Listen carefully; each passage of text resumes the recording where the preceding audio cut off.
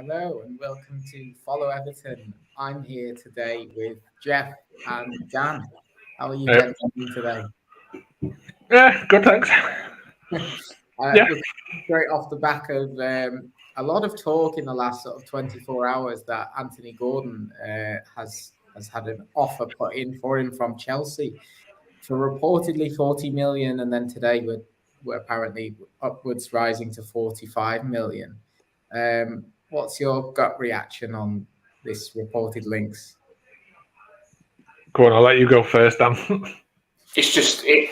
Well, obviously they went the first time it got released when none of us really knew nothing about it was after the Chelsea game on the big Sky Sports News. And straight away, it's everybody knows and you can't miss it, can you? It's gets released massively. It's not even a little rumor on Twitter, is it? It's like a big announcement, and it was a shock. It was a shock, and then obviously it's been one day, and apparently now just come in another bid. If it's true, has come in. They bidded 45 million for him now. So, and we don't know how true this is as well. Apparently, Anthony Gordon is up for moving on, for leaving. I don't know how true this is. That's caused a bit of an uproar because people are saying if you want to leave, go now, but that might not be true. So we're on rumours at the minute. Yeah, well, reading the lines between Twitter, there's a lot of talk about the likes of previous Everton graduates like Rooney and Barkley and how they moved on and whether it was the right decision. And you've got to look and think Gordon's a lot younger than, the most paralleled one is probably Rooney, but we were desperate for the money even more so than now. And he was a lot more of a talent, I would say, than possibly Gordon is. Geoff, what do you think? Okay, so if we're going to go down the rumour mill, this isn't necessarily a surprise to me. And I've heard little bits and pieces from different people that his agent has actually been looking at this move from quite a bit ago, so at least weeks ago. So that's one little rumor. Another thing that I found interesting was the post-match interview with Lampard. Excuse me. You kind of got the impression when you were hearing him that maybe this isn't a surprise to him either, and maybe it's part of a plan, as in sacrifice this person allows us to do business in other areas. And although maybe he doesn't want him to go, maybe it's not the worst possible idea in the world, because if he's got other targets and his own plans for whatever, this could facilitate a lot of what he wants to do. So, it's a big amount of money for a player who hasn't actually done anything yet. And I'm not saying he will never do, or he isn't good, and I'm not saying he's definitely going. This is a speculation little piece from me. So I'm just wondering about things, You've got to wonder, haven't you, based on what you've said, whether Everton have reportedly been linked with a lot of Chelsea players: Gilmore, Brozier, Gallagher, and there's one more, I think. Actually, I think, however you say it. I think there's another one after that as well, to be honest. But we've been linked with them all, and you've got to think, if he gets this money in, I'm not saying we will accept the offer. Does that mean he will go for other players? Is his actual strategy if the Chelsea players just because he's got a good link into Chelsea and he gets a slightly cheaper deal? And if so, could he negotiate that as part of the Gordon deal and use our assets as a strength in the negotiation position? Or, Dan, do you think we would reinvest the money into other areas because we wouldn't need to start haggling with Chelsea for loan players? Just before I go into this, anyone that's on with us now live, anyone new, if you can like and subscribe, we'd love it. Get on, like and subscribe. We want to get our subscribers up.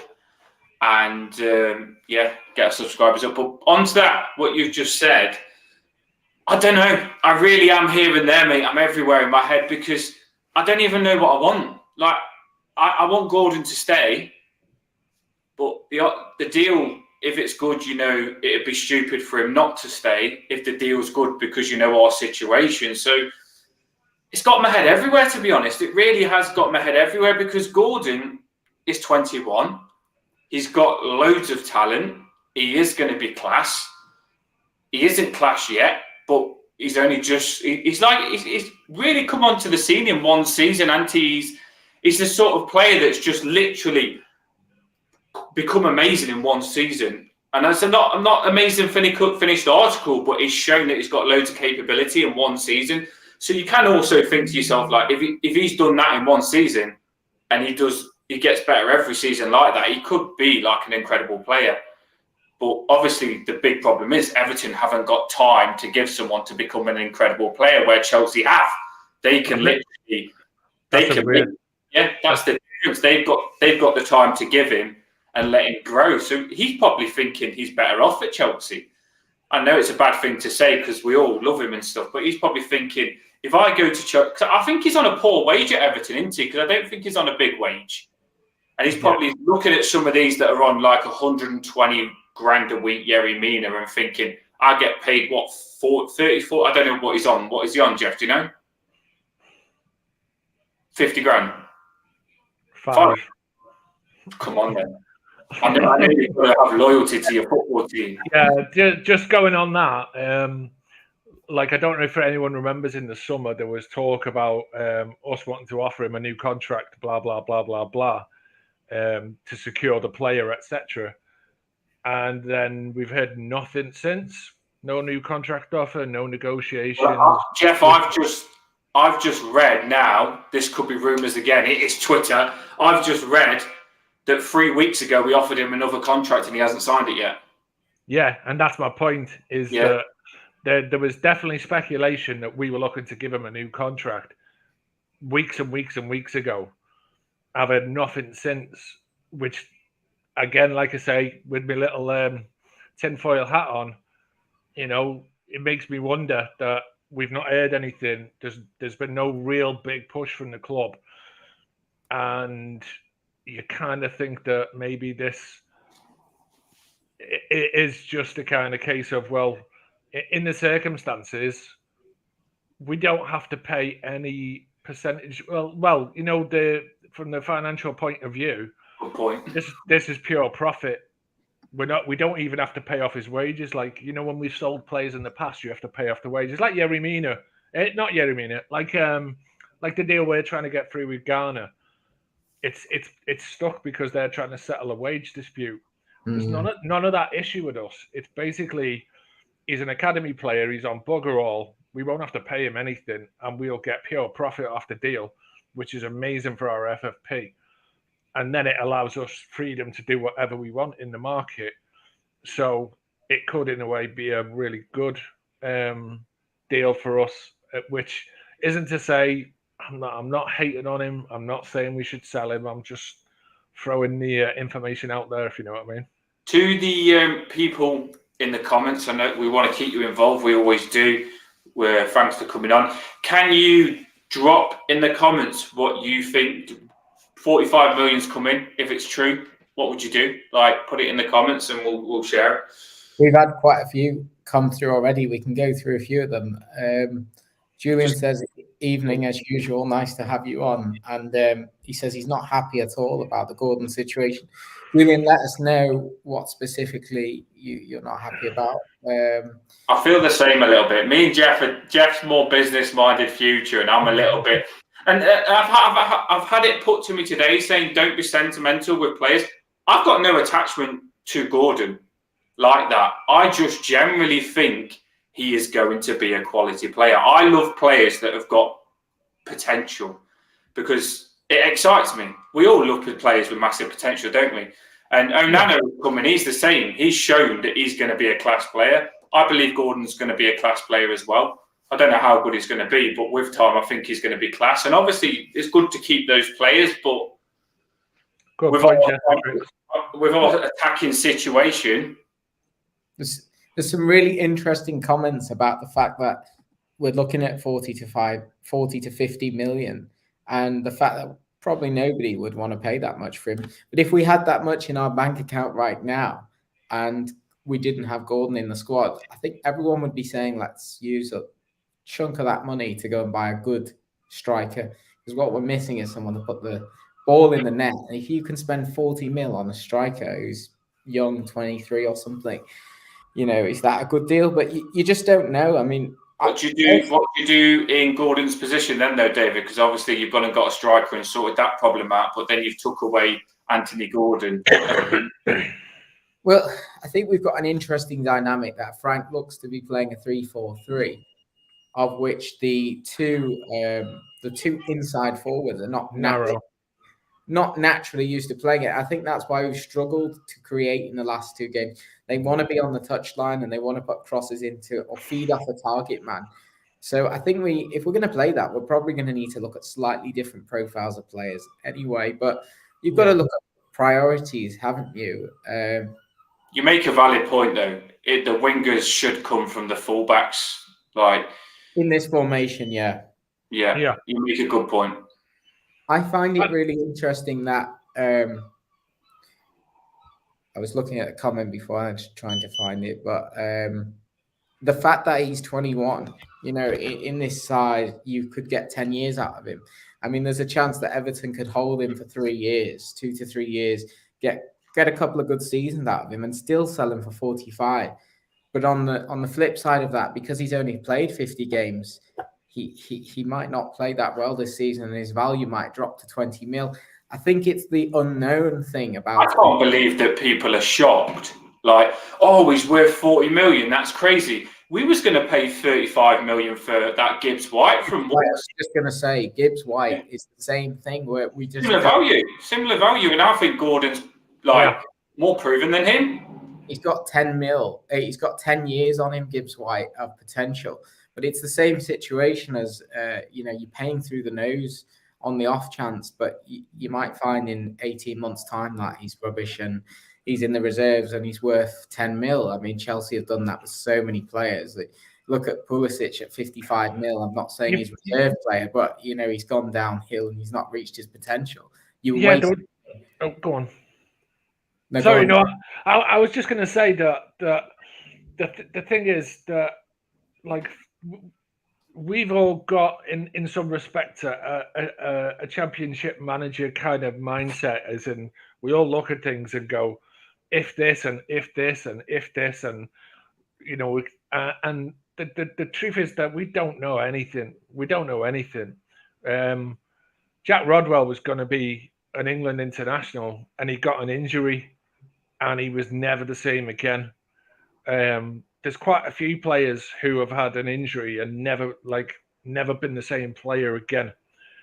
And so Anthony Gordon is a potential brilliant player, but he's also a potential leaves on a free after doing a really bad injury and we get nothing for him. We don't know because we don't have a crystal ball. So it's potential doesn't have a market value. 45 million is cold, hard cash. That's a value. Now, I think Jesus went for 45 million from Arsenal to Arsenal. Sterling, 48, I believe. 50. Both of those are proven players with a track record, trophies in the bank, and all the rest of it. They've done stuff to justify the transfer fee. If we're getting 45 million for someone who's done absolutely nothing yet and could end up doing absolutely nothing yet, that has to be at least considered. It has to be at least considered because it's a huge bet on a lad's potential to say we're not going to take 45 million. We're going to see how it goes and see if he turns into the player we hope he will be. There's no guarantee of that. It's hard because everything's a gamble in football, isn't it? There's two ends of the trophy. His value could go down and he could not make it. But when you watch the clips of him against Chelsea, where he literally he does what I haven't seen another player do. He runs and closes one player down, and then does another player and closes another player, regains possession and keeps possession and gives us the ball. When you think, I thought to myself, what other player could do that, has got the energy to do that, and has got the speed to do that? There isn't that many like it. So obviously Chelsea have probably looked at something like that and thought, if he can go and do that, because he's done it a lot, hasn't he? Because this is the reason Pep from Man City said he's good. Newcastle said he's good. Tottenham have said he's good. It's not just one team. And I know sometimes some teams buy a player and he ends up a flop, but I do feel with Anthony Gordon, he's got too many good things about him to be a flop. I think he's going to put it all together. But like I said earlier on, the problem is he needs time. And if we've got the time, that's the problem. And can we afford for him to be a failure? No, it's not a lot though, is it? No, well, I mean... how much do you think, Geoff? What do you think? Let's talk about this, because that's the interesting thing. How much, seriously, 40 million if we get 45 million, and let's just throw in a loan player, because that's probably the way this is going to work, is they'll be haggling and whatever, and it'll be like, I will give you this fee, and then we'll throw in a loan player or whatever it is. So if you look at that value for a player who cost us nothing, that's a pure profit on our books, which is amazing for the profit and loss and whatever. And like a freedom to go and do what we want. If he goes to Chelsea and they've spent 40 million on him or 45 million or whatever it is, and he turns out to be rubbish, they can afford that. They can afford for him to fail. They can afford for 4 or 5 players to fail because of how big their squad is, how much money they've got, how free they are to spend. They can afford failures. We're in a position where, like, a big failure could cost us massively. So it's like I say, I'm, as Dan said, I'm practical and logical in situations, and I just think, even if he turned out to be as good as we think he is, are we going to get that much more than 45 million? Are we talking 70 or 80 if he turned into a world-class player? Maybe. But 45 million for someone who hasn't done anything, that just is smart business in my... I know I'll get some stick for that, but... I'm thinking, I'll put this in there now because it's been on my mind. The only way I'd feel good about selling Anthony Gordon is if we got something in on the deal from Chelsea, because we've basically, and I don't think loan's good enough. I really don't think loan's good enough, because you're just getting something for a season and you're getting nothing long term. I think the way I'd feel good about this is if we, like, Chelsea want something we've got to go and say, because we've approached them for Gallagher and I think they've said no. We've approached them for Brozier, they've said no. But if they want something that we've got, let's go back to them and say, if you want Anthony Gordon, we want Gallagher that you said no to. You're asking us for something we don't want to give you. We want something that you don't want to give us. And we need to proper get something out of this deal that is going to benefit us. And I don't think Gallagher is the striker that we need, but I think he'd be a cracking player for us to get. And if you could then go and get some strikers on top of that, then I'd start thinking about it could be good business. But the thing that scares me is if we get 50 million and we go and buy a player for 30 million and go and get someone like Batshuayi, whatever his name is, flop striker for 10 million, and the 30 million player and the 10 million player ends up not that good, we've lost someone with massive potential and ended up with another Gomez in our team and whoever we've got that we can't get Tujan that we couldn't get rid of. It's tough, isn't it? I get what you said, Geoff, earlier on when you said trust in Lampard and Farrell, but anybody can get it wrong. Even the best managers in the world can sign the wrong players. It's just scary, isn't it? But if you put in Gallagher or Brozier, I'd be happy. I really would. Nobody has a crystal ball, do they? No. Personally, I think Chelsea used Brozier and they've used Gallagher in the first 2 matches. They both come on a sub, so I don't think they'll be too keen on letting them go unless they can get in a replacement. I know people are going to hate this, but I think Gilmour is going to be the person we bring in. I think it's more likely to be Gilmour and Batshuayi, and I think it's more likely to end up. I'm not sure about Batshuayi. I'm not sure, but I'm just saying the names. I think it might be. I mean, I'd see it happening on deadline day, something like that. Interestingly, back on what you were saying, Geoff. I mean, in terms of player value, 55 million for Richarlison, possible 45 to 50 million for Gordon, who's not got anywhere near the goal output so far. Is it too good business to turn down? And Richarlison as a profile of player is very difficult to replace. He can play up front, he can play out wide. He's strong, he's direct. He'll run in behind and come short, and he'll hold up the ball. And he's skillful. Gordon is pretty much only able to kind of run with pace and a bit of skill. There's a lack of end product. His characteristics can be replaced, I would say. And I think Demarai Gray is not a million miles worse than him for 1.7 million. And I know he's 26 and his potential is not anywhere near Gordon's. But in terms of profile of play, I think he's more replaceable than Richarlison. Yeah. Yeah, and this is the thing is it's all about what we do. The thing is, it's only speculation. We don't know that it's a true story. We're just going off bits and pieces that we've heard. So we're speculating on the basis that the story's true and there's legs to it. Be frustrating if it's not though, wouldn't it, Geoff? For me, well, anyway. that's an interesting point as well, because I just saw someone else say with a comment, and I don't know how long Gordon's got left on his actual contract. If he doesn't sign a new one, can he walk away in 2 years for nothing? I think he's 3. 3. So this is basically at this point now, we're going to get maximum value, and we haven't even paid him a decent wage. Like, he's cost us bugger all. We've been paying him a couple of grand a week or whatever it is, and he cost us nothing because he's come from the academy. So is Gordon better than Jama Traore? Actually, better because in terms of output and contribution, they do very similar things. They carry the ball up the pitch and get it into progress it. It's the potential. That's what Chelsea will be paying for. And let's be honest, Chelsea don't really need another sort of winger. They need a centre forward. Apparently, they want him as competition for Reece James. I think Gordon and Sterling could be a dangerous combination.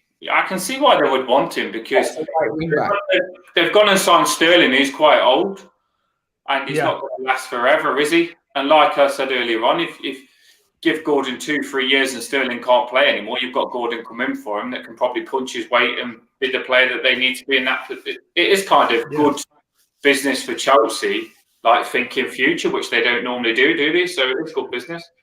Do you know how old Sterling is, Dan? He's got to be about 29 or 30 or something, hasn't he? He's 27. Yeah, 27, nearly 28. He's not that old. No, it is getting on though, isn't it? It's not. He's been around for so long. It feels like he's old, doesn't it? Yeah. Geoff, were you going to say something there? No, I don't know. Go on, remind me. I'm not quite sure. I was just going to say we'll have a look at what the rest of these comments see. Drop them on. Let's get them involved, because this is like, it's a headache. Like, what do people want? It's caused a split, hasn't it? It has caused a split that we didn't need. And also, just a quick one, if Gordon doesn't leave, this is not good for Gordon. That was what I was going to say. Yeah, this is not good for Gordon, because he's been tagged in so much stuff today saying Everton fans are happy with him leaving. And if I was an Everton player and I'd give him my all and run my absolute thingy off for these Everton fans to keep him up and be so like he was the one person that did care. Look at him with that fan, when that fan went up to him and says, please just keep us up. He did care. So he's probably thinking, I did everything I could for you last season and you just want me gone straight away. It's not good. This is not good if he is going to if that's true though, because I mean, it's difficult with this because a lot of the hostility that's come out has also been linked to the fact that there's stories that he wants to move. So how much of it is chicken and how much of it is egg? Like, and the other thing, which to me is just, it blows my mind. It absolutely blows my mind. Why the bloody hell is any professional football player watching Twitter and watching bloody Instagram? Like, the first thing I would do when I got my first contract as a professional player is I would get somebody to do that for me, because if I've seen so many people and it's like, oh, the stuff I've read on social media really affects my confidence. Why are you a professional footballer then, you bloody moron? Ignore that stuff. Concentrate on doing your job. Social media is for wallies like us. It's not for a professional footballer. If you're affected by what some twit like me says on Twitter, then you're in the wrong job.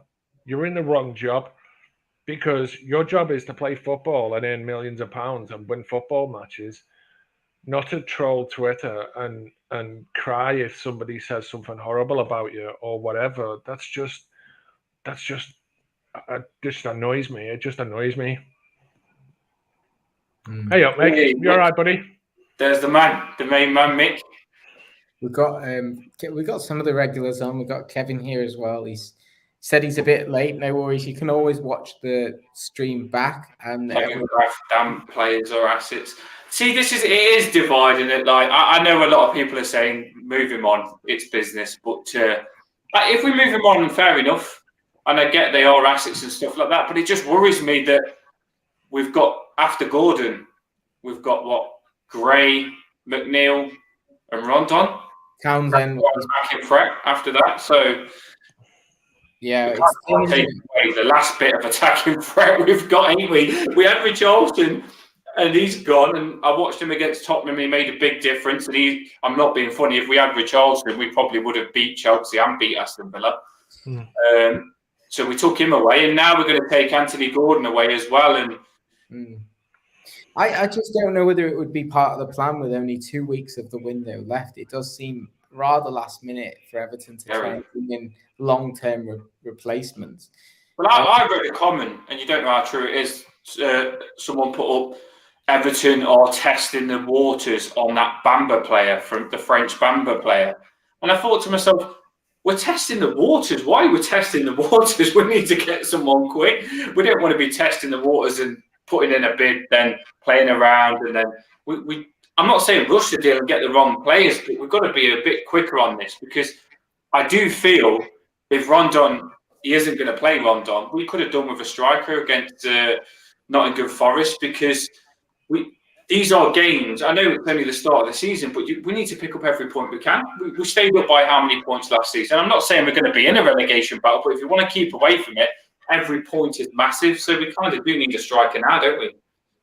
I was going to say, this could be like a hugely pivotal week in Everton Football Club history, in a way, because it's like, this is the window, and this is the time. If we get this right, then God knows it could be amazing. If we get it wrong, it could go horribly wrong. So that's all the pressure on Thelwall and Frank Lampard to get these decisions right and to do the right business. So realistically, that's where this next 2 weeks is everything. I think it's good that you put a negative in there as well, Geoff, because you talked about it being positive, how it could make us better. But it's good how you said if it went wrong, we'd be in trouble, because I like McNeil and I think he's going to be good. But if McNeil doesn't perform, if he doesn't rise to the player he needs to be, all the players that were good attacking last season and that kept us up are gone. And if the players that we bring in are risky and they don't perform, we need goals and we won't find goals, and we could be in trouble if that happens. So it does make you a little bit worried that it's not 100% that we're going to do the right thing, is it? No, I understand that. Ryan's saying that there's 50 to 60 on the stream, and everyone to subscribe, please. Yes. That would be great. Everyone like and subscribe. Hey up, Ryan. already. I think he's lingering in the background.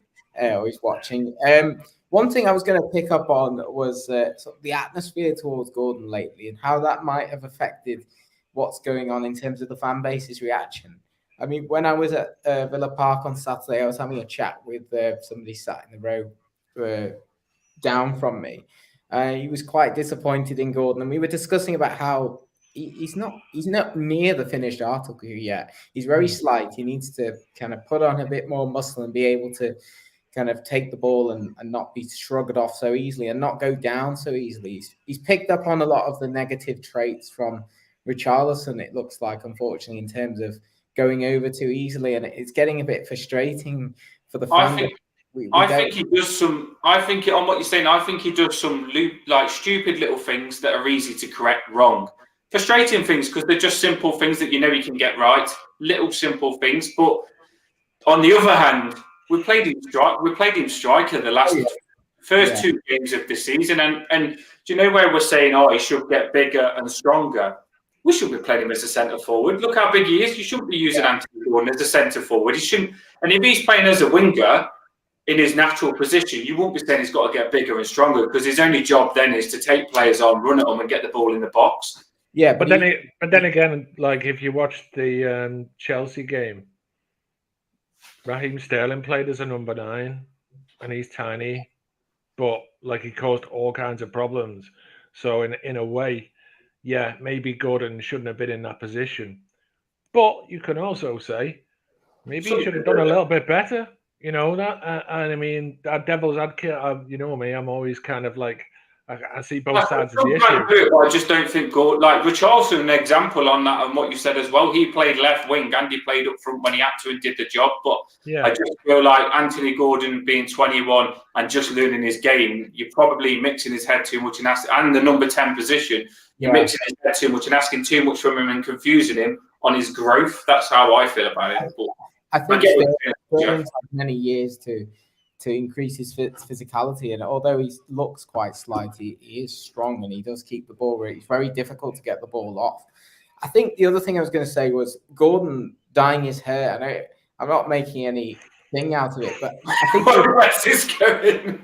there's a perception in the fan base, I feel at the moment, that he just feels like he's a little bit better than he actually is.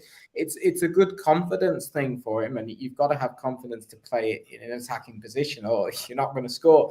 But I think it's almost like this year, this is what I was talking to this guy about, that he's come back with the blonde hair, he's taken the number 10 shirt, and there's a lot of expectation he's pinning on himself, as well as Lampard asking him to do roles that are very difficult for someone with his skill set. And I worry that he's going to have... The thing is, though, he's probably got a new girlfriend.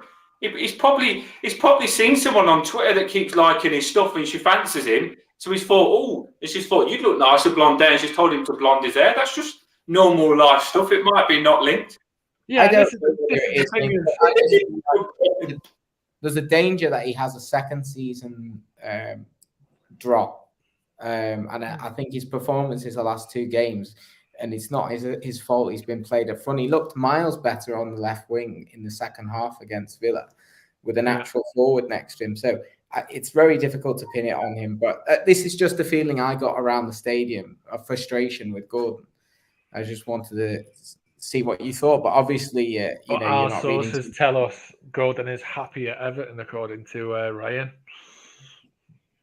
which is interesting because it's like there's a lot of different sources putting different stories out, isn't there? They all contradict with each other, so it's mad, isn't it? 60 people on. Like and subscribe if you're not like to subscribe. Do you think that Gordon is happy at Everton? Yes or no? Do you think he handed it? Do you think he wants to move? Do you think he wants? He's asked for the move, Geoff? No, I don't know. Like, what do you think? True or false? Like, you must think so.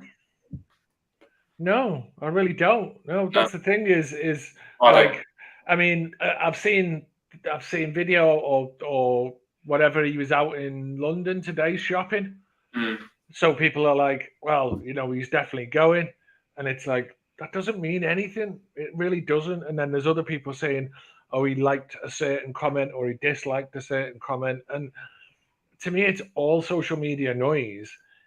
And we're literally just trolling through a big man of information and like basically guessing and offering an opinion. But I don't know anything. Have you seen the Ken Wright talk? Basically, like the Ken Wright tweets basically saying this is a Rooney situation where Ken Wright wanted the money, but then twisted it to say Gordon wants. I've seen a couple of them twisted. Ken Wright wants him out, but twisted it to say he wants him to leave. It's funny the amount of stuff. It's mad, isn't it? Quiet. Things went quiet, didn't they? Like this has gone crazy again, and it's like, woof! It actually went quiet. It's one of those things, isn't it? Where, like, I'm older than you two. Guilty. I grew up and I heard about transfers like when we signed someone, and like a little bit later on, I saw it on CFAX when it scrolled through the pages that we were linked with someone, and that was it. You know what I mean? So all of this stuff, all of this noise and chaos, it didn't exist. It didn't exist for the players. It didn't exist for the managers. All the stuff was done with phone calls, and you didn't really hear much about it. But we don't live in that world anymore. It's different now. And like I said, that's why what I said before, if you're a modern footballer, especially a Premier League footballer, and you're on Twitter liking, disliking, or following what is being said by us Muppets. There is the other part, like this is me playing devil's advocate. There is the other part that I actually really do like. Like, for example, Anthony Gordon. I put a video up of my daughter singing the Anthony Gordon song. He retweeted it. It's on his timeline. He liked it. And that was amazing for me. I live miles away. Anthony Gordon, I had a connection with him then. But that's where a media manager comes in, is you have somebody... I would have been frustrated if the media manager had done that, because I would have felt like Anthony Gordon didn't do it. I actually prefer that you get that from the contact with the player. But that's not the way it works, though. Some people have got the media managers that do it, and I just think that's fake. What's the point? Yes, I do remember a club called Liam. But yeah, no, I think that's the whole point, is that that's what media managers do. And that's why, you know, they get to hear about the stuff that matters, but they filter out the noise and the nonsense. And that's their job, is to troll through all the rubbish and then find the stuff like that you've just said about your little girl or the person who's in hospital or whatever, and make sure that those are responses that are done. But all of the negative stuff is filtered out to protect the player's mental state for anything, but also just to stop any chaos that's caused. Like, Lionel Messi doesn't answer tweets. He doesn't. I'm sorry, but he doesn't. He's got people who do that for him, and then when he hears of something, he does the answer to it. That's just professional football. You shouldn't be doing social media. That's just my opinion. It is like that now, though, isn't it? That's the way that the world works. Let's wrap up the Gordon discussion, and so we can move on, because we've got more on the agenda. Nice one, Joe.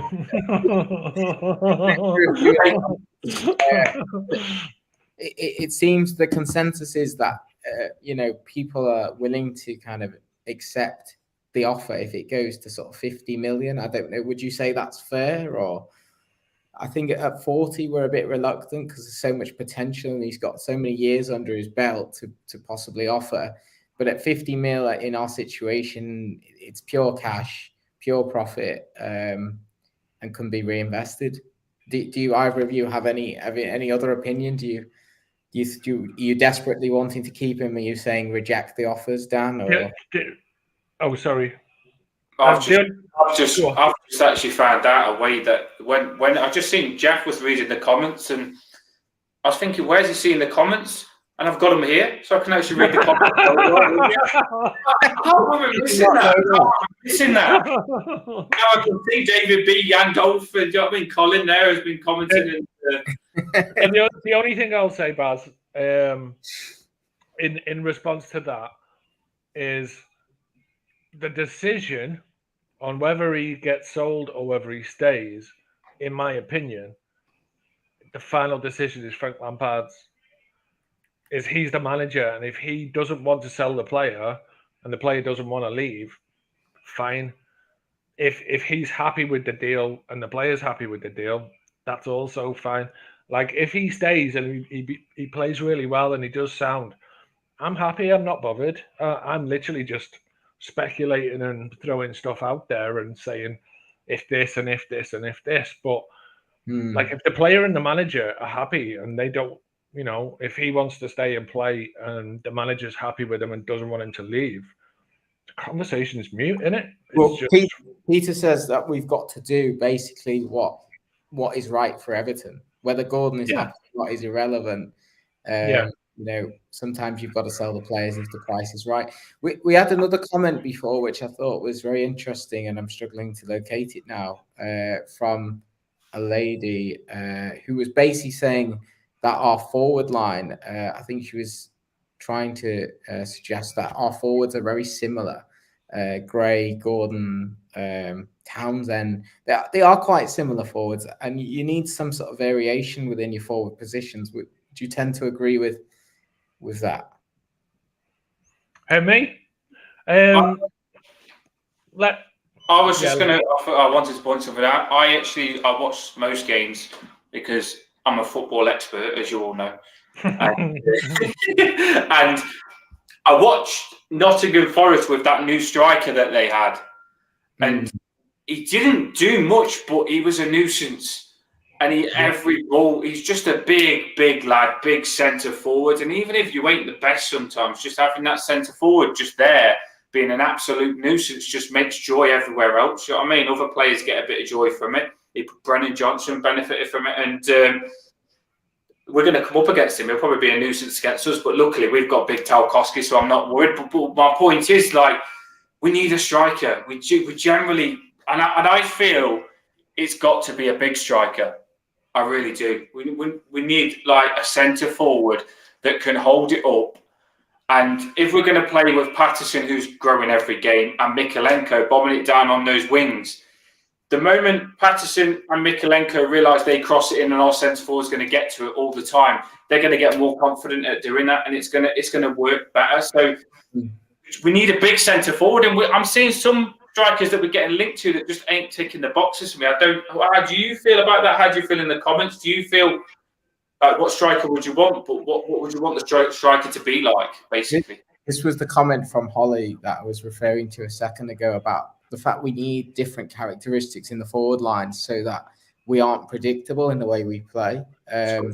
Which I think is very true. And, you know, let's move on to the discussion, as you say, about the strikers that we could possibly bring in. I mean, we were linked in with about 3 or 4 different types of strikers. They do tend to be 6 foot plus strikers we're looking at. Generally, but not exclusively. I don't know how big that Terrier is, but I'd have him in a heartbeat. He's like, to me, like, he would be. Let's say if Gordon was going to go, like, if you could get Martin Terrier in, I think his name's Martin Terrier, he would be a fantastic signing for us, because he's rapid and he's pretty two-footed. He can score goals and he can play in a number of positions, and I think that particular point is that you want players quite often who are adaptable, who can play in different places, you know, left, right, middle, whatever, like in the 10. This is linked to what you're saying, just carry on. But for me, that Terrier person that everybody talks about and everybody raves about, he's the Richarlison replacement for me. He's more left wing, can play striker as well. He's that Richarlison replacement, but then I feel we need someone else on top of that. He's not the centre forward, but he is, like you say, Geoff, he would be a cracking I think he's a bit more calm and composed, isn't he? Like, well, probably the opposite to Anthony Gordon. You know where you see he's got what if Anthony Gordon had, he would be the complete player. That's what I would basically say. Yeah, I had a tiger. Colin, thank you for subscribing. It's good to have you. There's a thing that you always hear players. You always hear people talk about it. That a really good striker, when they get sighted goal, they go cold. They're like mind goes blank. They're not thinking about what they're going to do. They just do. You know, they're like this is what I say. They're like a shark. Yeah, it's just ruthless and like, you know, you look at the really best players in history. They're not wondering whether to dink it over the keeper or put it round him. They know what they're going to do. Like, they just do it, and it's so automatic. And I like with a lot of our players over the years, and I've seen it quite a lot of the times, is they have the hesitation, the moment where they think about it, and that's when they get tackled, or that's when they make a mistake, that's when they get caught, and you know, because they don't have that instinctive thing. And if we're getting a striker, here's one. I spoke to you about this player yet. What do you think? And David as well. I'm not a fan of this player. What do you think of the Southampton one? Ched Evans. Yeah. Che Evans. I don't like him.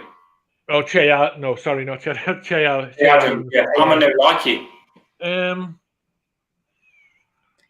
I think that if you were going to be getting rid of, because so what I've heard, I think your faces say it all. You're like no. So what I've heard is that we're after 2 strikers, which will be 3 once DCL's fit, and he would be my replacement for letting what's his name go? Who's the useless one? I've forgotten his bloody name. Rondon? Yeah, him. So if Rondon was out the door and Ched Evans come in the door, that's an upgrade. They're a very different profile of player.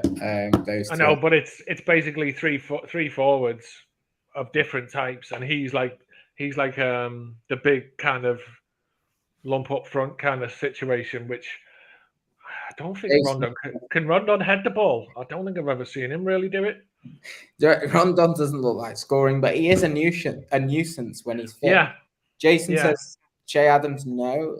Mark says don't want. Can you put Colin Anderson's comment up there? Sorry about the Ched. Colin Anderson. I'm guessing he's referring to my new girlfriend in West London. Like, thanks for sharing that with us. How's it going? We'll talk about anything. We're happy for you. Big up, Colin, for getting a new girlfriend in West London. Yeah, I agree, Peter. But Iheanacho is going to cost like a lot of money. They're not going to sell him cheap. He's got a lengthy contract, so Iheanacho would cost a lot of money. I don't want Iheanacho. I don't. He's not. Go on, please. Is that true? Yeah, Zaha has scored for Palace. Yes, come on. Minutes ago. Got a few happy people so far, but there's still about 50 minutes to go. I was going to put a bet on that as well, so I'm buzzing, but I'm a little bit like gutted. Just tracing back, some people are saying they want a Lukaku style striker. That's thorium. You don't want much, do you? Lukaku scored for Inter as well, didn't he? Straight away in 2 minutes he scored for Inter. Yeah, I still want Brozier.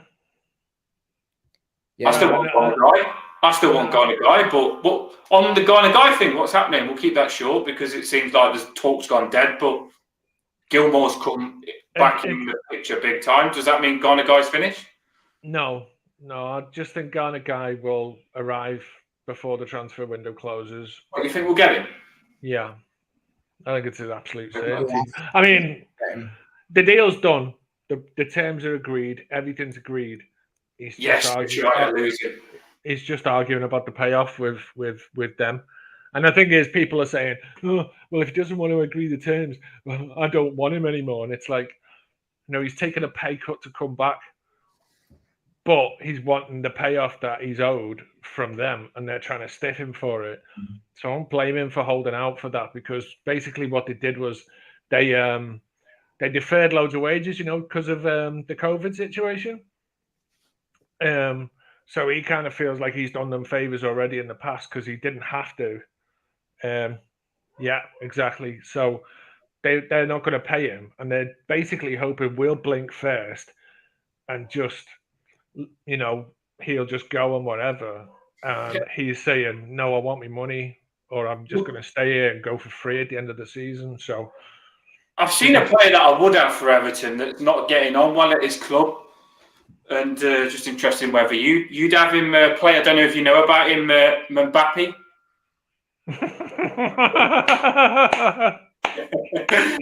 He's having a falling out with Neymar and Messi, isn't he? So would you have Mbappe or not? Yeah. No, because he's too much bloody trouble. I'll tell you who I would have, though, who also was... We've just rejected Mbappe now. So we rejected Haaland when he was in our academy, and now we've rejected Mbappe. We are Everton. Yeah, he's crap, he's trouble causer. But I'll tell you, I just remembered, supposedly Ollie Watkins has fell out with the gobby shite at Aston Villa, and Ollie Watkins is someone that I'd be interested in. He reminds me of Calvert-Lewin. Yeah, I think they're two very similar players, and I think that's a doable transfer. That I don't think it'd be prohibitive. So that's one I'd look at. He was a thorn in our side the other day. Mark's saying Dennis, but Dennis has gone to Nottingham Forest now, who have now got a better attack than Everton with. Well, they're also signing. What's his name from Brighton? Signed 16 players now. I think 15. What's his name from Brighton? The striker. Mopai. Yeah. They're also signing Mopai as well. So they've got a kind of centre forward, Dennis and Mopai.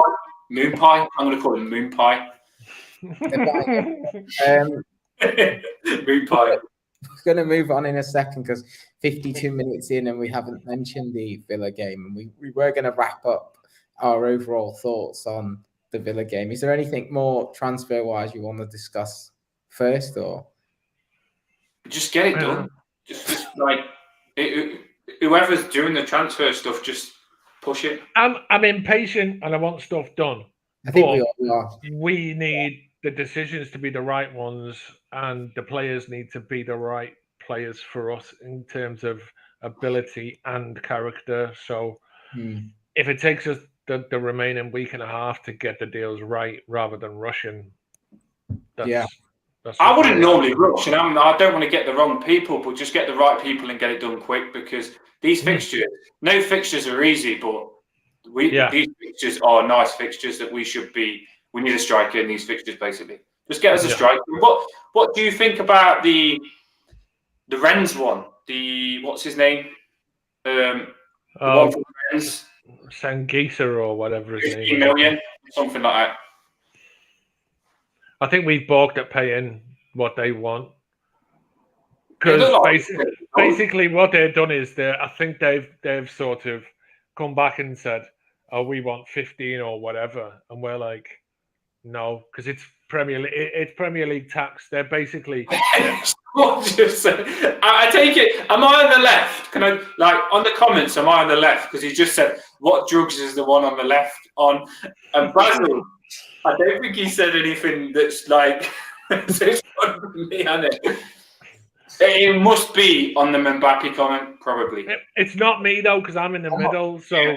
Well, I'm on the left, but on the YouTube video, but... Yeah, well, he's going to be on about me, ain't he? I'm the wacky. I'm not on the wacky, but I am the wacky. You can see the name down the bottom. You can highlight us. You've got Toffee Blue. Yeah, I'm just getting used to multitasking, reading and talking at the same time. You have to keep on top of it. Let's move on to Villa then. We've got our own Yakov giving us a comment to go off. He says, Villa was shite. We had no players in attacking positions who inherently understood the demands of the role. So we didn't pressure Villa. And when we finally did in the 10 minutes, they were flapping. In the last 10 minutes, we had them under the ropes, didn't we? And it was the change in formation. And I'm going to have to cover probably Geoff up here for a sec. But this is the team we started. Just a quick one to Jan. They probably should have played Jan at the Villa game because Jan looked like he was on fire. Did you see his sunburn after the game? He's completely red all over his face. So they probably should have put Jan on. He was on fire. Did you get sunburn at that game, Basil? No, I was okay. I was in shape. I was all right. I just thought we could do a quick analysis. I mean, this is how we set up. And what I think we got caught in transition a couple of times, and I think what Lampard tried to do, and I was watching another video yesterday, which was very well executed in how we tactically played, was Holgate's played further forward when we got the ball, so it almost became like Holgate was the right back and Patterson would push on.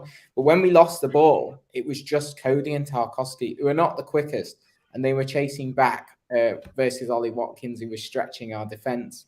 You've got Decore, who, you know, picked up the injury. As you said, it might have been the reason why he couldn't get the challenge in for the first goal.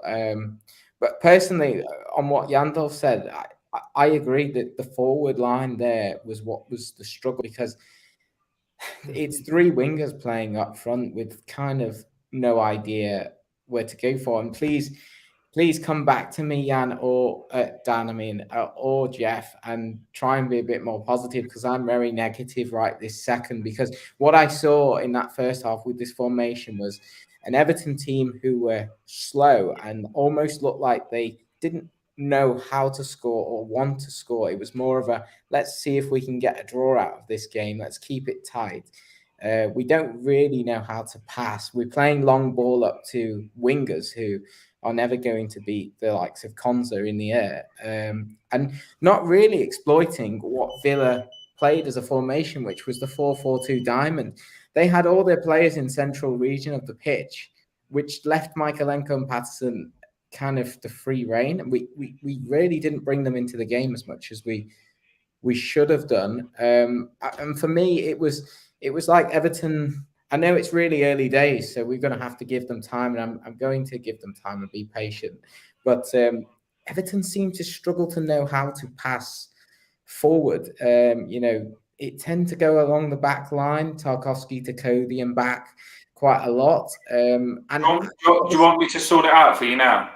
Just hang on a sec. I got the sense that the crowd were shouting like, pass, you know, cross, you know, back to keeper, forward, like trying to baby instructionize the team in the way that we pass, because it's almost like we're clueless when we get the ball. We just don't know whether to go left or right, and it just ends up going backwards.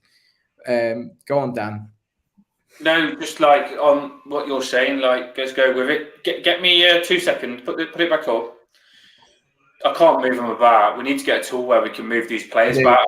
Yeah. Be a professional thingy. But look at this now. What I'm seeing that could be a good idea is, instead of playing those three up top, fair enough, if you're going to play that and play Rondon, fair enough, do that. That's the way you could play it, use Rondon. Could you not play Onana in front of those two centre midfielders and getting forward a bit? Do you know what I mean? As a box-to-box, but help Iwobi, and Decore's not going to be there, but say just for example, Iwobi and Davis. Could you not play Onana just in front of them and then play two attacking players instead? Because you get that extra midfielder then, and Onana wouldn't get tracked. And I feel that it would offer us a lot more through the centre, because I just think the three players like that, set up like that, is pointless. And I would like to see Onana get in the box. I thought he was a proper nuisance. And with what you've just said, why couldn't we get that pass from the defence through the lines? If you had Onana just above that, then maybe Iwobi could, or Davis could drop. Thanks, Kev. I agree. And find Onana, and then it opens up. Do you actually agree with me? No, I was just agreeing with David, because he said, like, make Geoff transparent so we can see him. Oh, yeah. I thought he was there. Yeah, we need to get these apps right, don't we? He's there now. There you go. Do you agree with what I said, though? Obviously, you can still hear beyond. Yeah, I mean, I was frustrated with the game.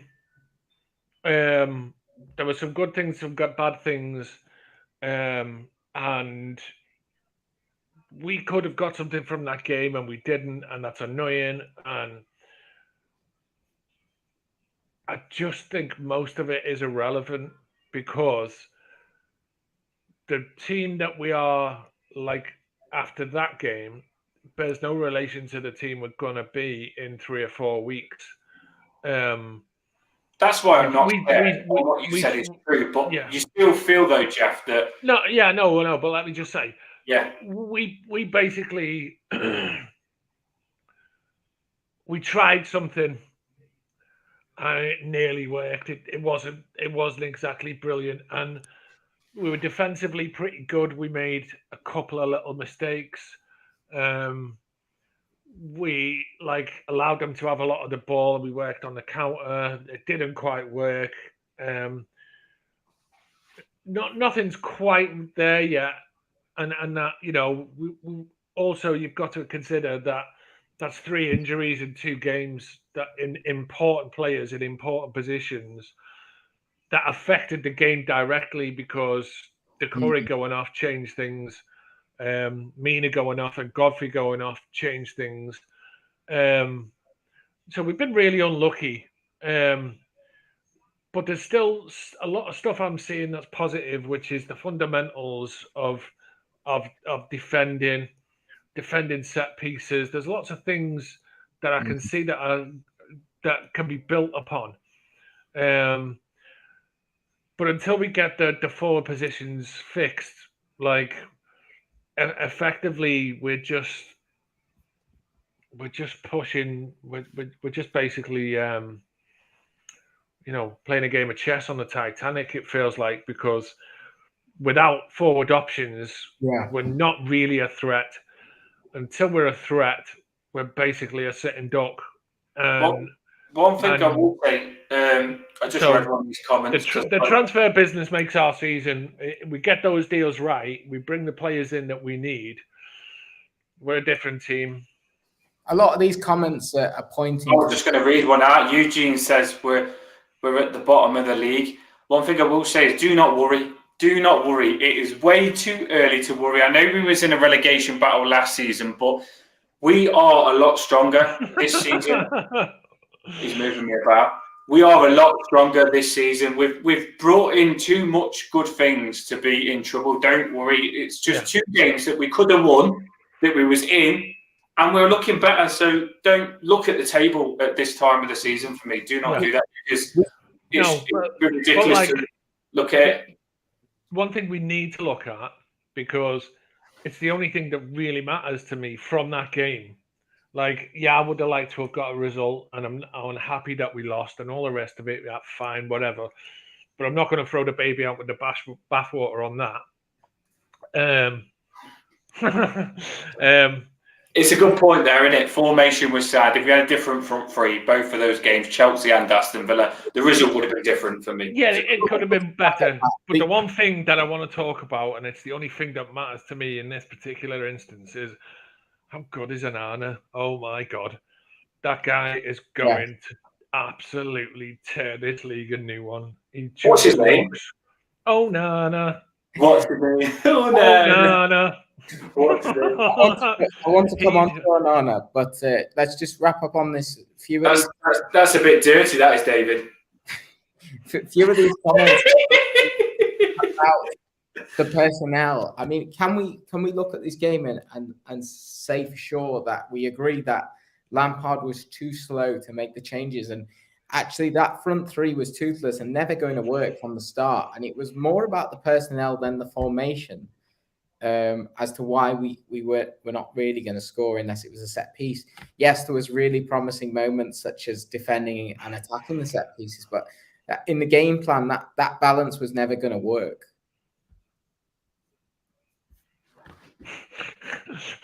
I'm just chuckling at Kevin's comments. On that, David, he was too slow. He's an up-and-coming manager. I grilled him big time on the channel. If you listened to it last time, I went absolutely mad with him because he was too slow. And if he made the decision earlier, then maybe we probably would have got the draw. But at the end of the day, we can see why he didn't. Onana was probably. Some said he hasn't not ready. He's not ready. In 10 days. And Dele Alli, I'm convinced now that we are not playing Dele Alli as much because he's going to cost us a lot less if we don't play him as much in those first 20 games as part of the deal. And that's the way we're doing it. We're trying to not play him much. That must be the reason, because I can't think of any other reason why Ali wouldn't be getting used in that formation when he's better than Gray, on par with Gordon. And that is the big question for me. Out of all of the things that have puzzled me, like, I expected Dele Alli to play as a false 9 in the first 2 games, and that does baffle me. So, like you said, there might be some truth in that we're trying to basically not pay as much as possible. And that is a big cop. That is Drew Godley. Is Dele? Is it per appearance? Because he comes off the bench most games, so it doesn't really matter. He's still making an appearance. He's still going to get up to 20 quite quickly like that. I don't know. Yeah, we're not sure. I've put up Dan for you there. This is the last 10 minutes. Just a quick question to Drew Lardley, who you just put on. Who put the Onana song on. How much does that carp weigh in the picture? There you go. Drop that in the comments. Dan, I've got you that last 10 minutes formation and personnel there, but there was a lot better balance within that team, isn't there? Yes, there you go. This is why I said you can also play Onana in Dele Alli's position as well. And I like Dele Alli there, and I think that's good. But you can, if Lampard doesn't want to play Rondon, then the option you could do is to play Dele Alli in Rondon's position as a striker, and then play Onana behind him, bombing it forward as well. Nice work, Drew. And then obviously you'd have to put someone in Onana's position, centre mid. Let's come on to Onana then. I mean, what I made some notes on Onana, and one thing I did notice, I'm not sure it would have come across on the BT coverage, was at half time, the players warmed up. At the end of the half, a lot of our subs went off, but Onana stayed on the pitch and went to greet pretty much all of our 11 players when they came out. He went up to them, high-fived them, said what he said. You can see he's already a leader at 21, and he's caring about the game. He's not even playing. He's not even on the pitch, and that struck me. That did that come across on TV or? Geoff? You're welcome, Drew. Yeah, no, it did. It did. And like I said, I watched the interview with him from France from months ago, where he spoke about so many things and leadership, just the respect, and there's so many things about him that you just think, oh my God, this guy could be like a proper legend for us. However long we have him, because if I wasn't into women, I generally would marry him already. Yeah. I mean, he plays the guitar, plays the piano, he sings, he speaks 5 different languages. Like, some of the things I liked, he wouldn't walk on the Everton badge to take his pictures because he felt it was disrespectful to walk on the Everton badge. Did anyone see that? Yeah, I've seen it. I watch him every day, mate. The binoculars. I got the binoculars. He's my favourite player already. I used to love Lukaku because I used to go, oh, we've got Lukaku, the beast. Lukaku was good for us. I don't care what anyone said. I've just seen it in the comments about Lukaku. And he was the beast. And now I've got another beast now, Onana, because he is a beast as well. He's massive. He is a big giant. And I think he's got that thing about him where he's just going to say, right, I'll put you in my pocket, run past you, because you're not up to my standard. I generally think he's got that about him. When he gets used to plays, he's going to think, I'm bigger than you. I'm stronger than you. I'm going to bomb it past you, and you're not going to stop me. He's going to be like Fellaini, but even better. And I don't know how, and he is my light, honestly. Onana, what's your name, is my light, because I don't know how we pulled off a play like that. I'm looking at Man United, how awful they are at centre midfield, and they didn't go for someone like that, Onana, who's amazing. Like, we've landed on a gem. We really have landed on a gem, and I'm glad you, Geoff, and David, I think you love him as well. Everybody is got the Onana. To me, it's like I know that they bought him for like buttons from Germany, and like we've paid.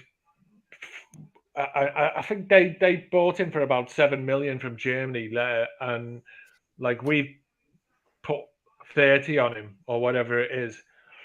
I think if he does what I think he's going to do in the next 2-3 years, he could be the first ever player, like £100 million player for us. Because I love the lad, but seriously, the Sharks are going to be coming for him very, very soon. If he's that good at 20, nearly 21, imagine him at 23, 24, 25. Oh my God, he is going to be a nightmare. He's going to boss, he's going to literally bully and boss people up and down this league without any problem at all. I just read a comment, David. You're right in what you're saying as well. I'm getting used to this multitasking now because I know where the comments are. And Julian, David, show your face. Oh, thanks, Julian. Thank you very much, Julian. That's great. She also just said before that, David, that she loves your streams because you do tactical stuff, and I do as well. I really do, David, because I heard you when you come back from that game, David. You went to the game, and you was really frustrated and stuff, and you come down and you break it down and you point out exactly what's on your mind and get it off your chest, and you just dropped that to show as well, and everything you said is true. So. You have got that good vibe on you on the tactical analysing on the channel. Try my best. Thank you. Thank you for the David. Give a shout out. Thank you very much again, Julian. It's great to see that you're enjoying the stream. I think we're all enjoying having the discussion, and yeah, I do really like getting into the tactics. Hopefully, at some point, we can get together some sort of way that we can share the screen and move players around. I mean, what we want is like the Sky Sports studio iPad where we can drag the thing, but how we do. I think you'll find a way. David. See, this is where Jan's little friend comes in handy because he's the tech whiz, so he'll figure stuff out. Dan, what about the Marouane Fellaini song, but you exchanged the Marouane Fellaini to Amadou Onana? Sing it for me. You know, Marouane Fellaini, na na na na na na, Marouane Fellaini, na na na na na na. I can't remember. It's quite good. You sound really good. Frankie Valli. I don't think you're ever going to be Onana. What's your name? Did you hear that song about the Red Shy? Did you hear the song? Yes. I think so. Do something like that. Push your cop out in the sea. In the sea. Yeah. I saw that one. Yeah. Up and down on Van Dijk's knees. And to me, that's the one that has got to be like the big chant. I like the Onana one. That's like a nice little short one. But that long, lengthy one with that, I love that. That's a proper. I've still got to learn it. I've got to learn it. It was just sounding. I know it was a bit extreme with like jump up and down on Van Dijk's knee. Push your cop out in the sea. Do. I don't remember the words, but yeah, that's a goal for me. You've got to learn it. Does he do wigs? I don't know, Peter. I'm not sure if Onana's hairstyle suits a wig, but if he combs it out, maybe. I think Onana used to have his hair as an afro anyway, so he could hit that at some point of his time at Everton. He's massive though, isn't he? He is. Like, I know it sounds stupid because this is an Onana obsession now, but I seen some pictures of him on Twitter. His legs are long, ain't they? He's like an absolute giant. He's got. It kind of reminds me of like Usain Bolt. You know, he's got that kind of. I think he's faster than Usain Bolt. Yeah, when he walks out and you just see him walking, you kind of like look at him and it's like. He's like the immortal one walking amongst the mere mortals. Just like he just has that look about him of like you said before. Yeah, I'm better than you. I'm going to have you all on toast. No probs. Like someone's just said Vieira. Someone's just said he's like Vieira. He's like Fellini. He's like Vieira. He's like Messi. Yeah. He's like Xavi. Somebody said to me before Colo Torre because he's got that gangly running gait where he, like once he gets going, like how do you stop him? You know, he just. Well, now you're making him sound like Maradona, so he's like Maradona as well a little bit there. Yeah, basically, he's just like the best. He's going to be the best player in the world, and like we're winning a lot. He is good though. Yeah, he is amazing. Yeah. Yes. Janolf's in the house. All right, buddy, how you doing? Yandolf is going to do a poem about Onana. Just Onana. That's it. Oh yeah, absolutely. Just Onana by himself. That's a new one for you, Jan. See you in the comments. Get people in headlocks. Yeah, that was the other part of it as well. Julian, we're alternating. There's quite a few of us now on the street. I reckon Ryan's in the wings. He's probably we've got a full on. Who's your favourite? Who's your favourite? Order. I'm going to be at the bottom. Who's your favourite? You won't. Who have we got then? Basil, who have we got? These are the people on the channel who tell us who your favourite is now, and we'll do one at the end of the season to do the winner. Who's your favourite? We've got Yandal's going to win, isn't he? Because he does his massive. Not necessarily. Don't underestimate me, mate. I've got some big things coming on this channel. I'm going to read a poem about myself. Ryan's the original Follow Everton founder. In 2007, he set up his own forum when he was only I can't remember, 15 years old. He had a lot of people on that Follow Everton forum back in the day, and he was only a teenager. And then me and Mabsy kind of come on the scene when we were getting annoyed about Everton under Ancelotti. And David, Basil, let me just stop you 1 second. I like it how you're giving everyone strengths as well. Like you're giving a brief of the person. Yeah, Mabsy gets I'm in the grumpy old group with Parkend, aren't I? So you might be in with a shout. He takes no shit. He tells it as it is. I'm brought on for more of a tactical viewpoint and a more level-headed analysis. And then, but obviously I'm a bit more negative. And then we brought in a lot of positivity with Dan and with Jonathan Roskin, who guests on sometimes. We've just brought in Jan as well. He's a big character, great poems, very passionate. And then Geof is our latest recruit. You just said I'm positive. That's it. I do skinny dipping in the sea and everything. You ain't advertising me that good to our. How much more positive do you want? Don't worry. Be happy. We can't forget Stevie as well, because that's my eldest brother. He's also very good at hosting and also very level-headed. Season. He was good at the end of the season when we stayed up. When he was Kevin, how could you be voting for Jan against me? That's a disgrace. I'm upset now.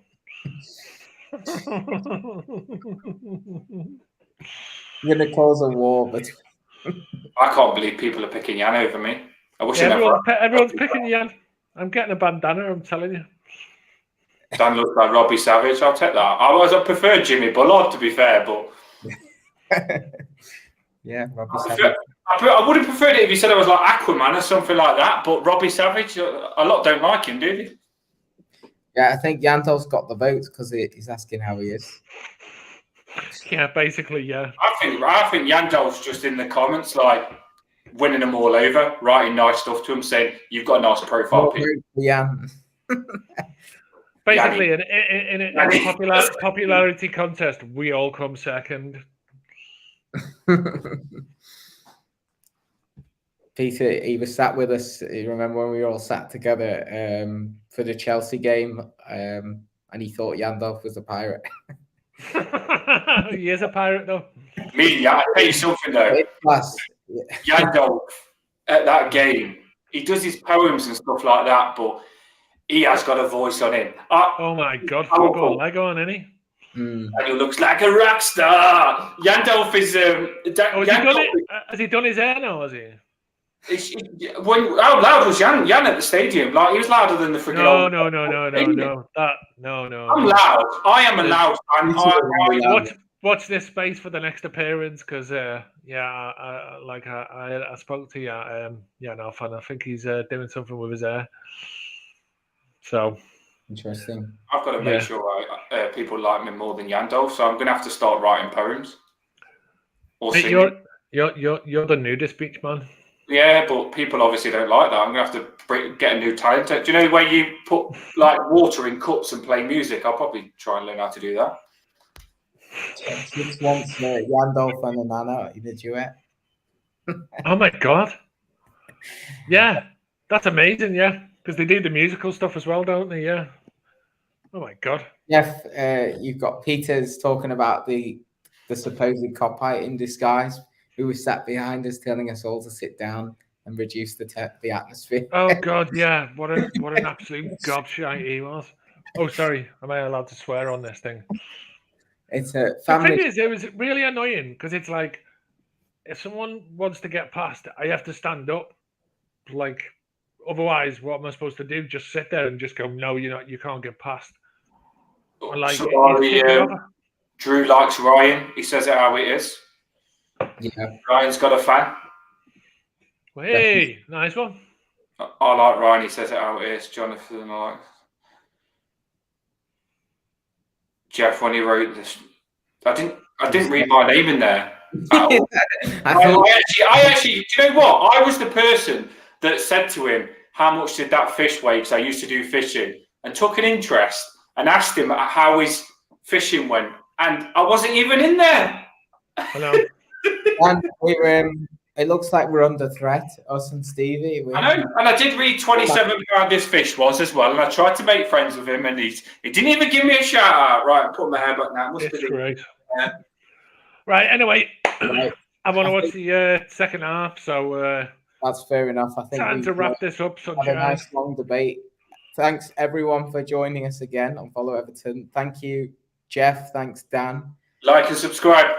Thanks everyone for joining. And we'll see you again next time. Bye. Up the fucking toffees. Up the toffees.